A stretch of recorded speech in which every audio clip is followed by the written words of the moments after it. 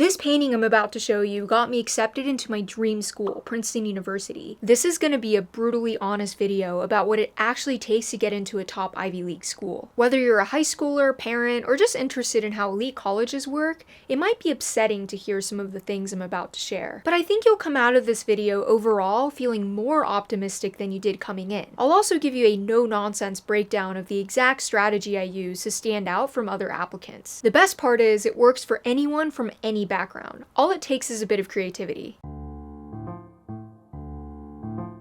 Usually when people talk about their college application experience, they aren't very transparent about whether they were hooked. What do I mean by hooked? Every college applicant is either hooked or unhooked. If you're hooked, you have a special advantage or hook in the admissions process. There are generally two types of hooks. The first type is abbreviated ALDC to refer to recruited athletes and children of alumni, faculty, VIPs, and wealthy donors. It's basically the money/connections hook. The second type refers to applicants who contribute some form of diversity to a school. This includes students from underrepresented minority groups, students who are Pell Grant eligible, meaning they come from a low-income family, and also students from underrepresented geographic areas. So how much of an advantage do hooks give you? Here's a chart based on recent admissions data from HYPS, which stands for Harvard, Yale, Princeton, and Stanford. As you can see, the acceptance rates for hooked applicants are generally much higher than the overall acceptance rate. If you're ALDC, it's estimated that you're only about 6% of the applicant pool, but 30% of admitted students, which is a 500% higher acceptance rate. If you're an underrepresented minority, you're about 16% of applicants, but 27% of admits, which is about a 70% higher acceptance rate. If you're Pell Grant eligible, you're about 12% of applicants, but 18% of admits, which is a 50% higher acceptance rate. Even when you account for the overlap between these groups and slight fluctuations in numbers since the recent Supreme Court case against Harvard, hooked students still make up over half of the admitted class, despite being a much smaller percentage of applicants. Just so we're clear, being hooked does not mean it's easy to get in. Most hooked applicants still get rejected, but it's important to recognize that being hooked usually makes a pretty big difference in how admissions officers evaluate you as an applicant. But what if you don't have any hooks? Unfortunately, college admissions is a zero-sum game. So even though unhooked applicants make up a whopping 80% of the applicant pool, their acceptance rate is far below the average rate reported by these schools, often at least 50% lower. So what hope is there if you're unhooked? Well, I was unhooked, and believe me, if some total nobody like me pulled it off, it's a lot more doable than you'd think. That said, you need to be prepared to make sacrifices. I know that sounds dramatic, but just as an example, to become valedictorian at a competitive high school, I basically didn't have a social life for 4 years.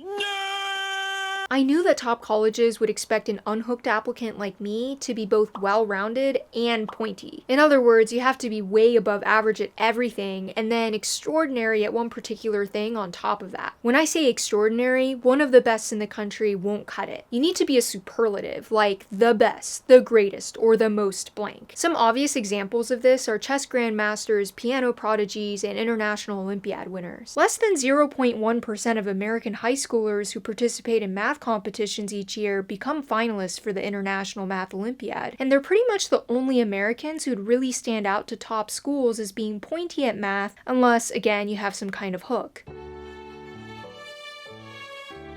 There's another superlative besides the best, the greatest, or the most you can check off that makes you extraordinary without having to outperform everybody. That word, my friend, is only. If you're the only applicant from your state, country, or the world with a particular skill or interest, you're automatically exceptional. Because you're not competing with many people, or ideally anyone at all, you're basically guaranteed to stand out. In other words, it's much easier to be a big fish or the only fish in a small pond. It just takes a bit of thinking outside the box to identify unconventional niches. This was my whole strategy. I basically checked off a superlative as the only blank. Can you guess what it was? I submitted a fine arts portfolio with my application to Princeton, but in my 4 years on campus, I never met a single other person who submitted one, and actually, a lot of my classmates didn't even realize it's an option when you apply. Of course, there are plenty of accomplished fine arts students each year applying to art schools, but for whatever reason, not a lot are applying to HYPS with competitive applications. So if you do make drawing or painting a part of your application to HYPS, then you definitely leave an impression. My biggest piece of leverage was actually one of the weakest works in my portfolio, which was this painting. I'm kind of embarrassed to show this online, but you have to see it to understand how it helped my application, so here goes.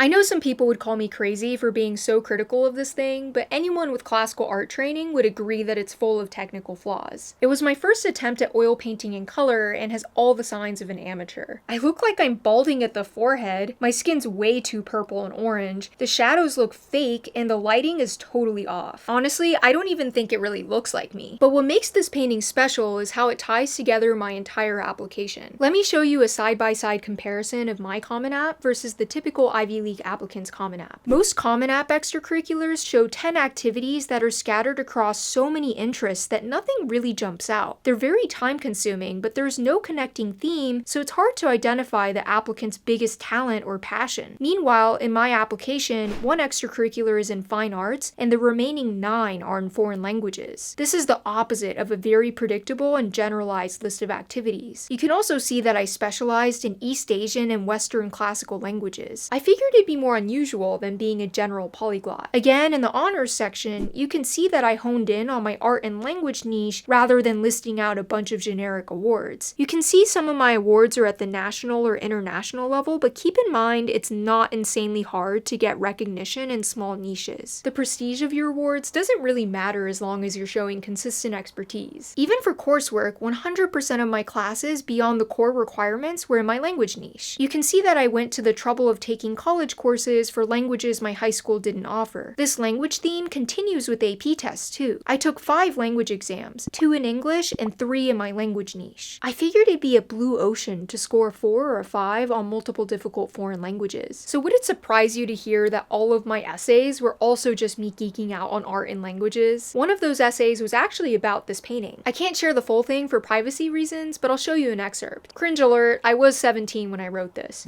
When my grandpa Oji-chan passed away last year, I reflected back on our first shodo calligraphy lesson. It got me thinking about the power of direct cultural transmission. It's not the content, which you can get from a book or YouTube video. It's a personal connection between the teacher and student. And it's a connection to the deep history and tradition upon which the culture draws. This was where I got the crazy idea to become a Japanese teacher. If you think of every college applicant as a startup pitching to investors, aka colleges, then my startup pitch was basically this painting. Even though I'm wearing a traditional Japanese yukata, I titled it American Girl to capture my insecurities about growing up bilingual in Japanese and English as a dual citizen of the US and Japan. So in my essays, I talk about how I gained self-confidence by learning other languages and clarify why I specifically chose to study Chinese, Latin, and ancient Greek, and even draw parallels between ancient Rome and ancient China. If you specialize in something rare and interesting, you're basically creating your own hook for college admissions. Unlike a conventional hook that rewards you for the conditions you were born into, this hook rewards you for your ideas. You automatically have an edge from an admissions officer's perspective too, since it's easier for them to remember your application and summarize it in an elevator pitch at meetings. So honestly, even if you don't see yourself in a tiny niche long term,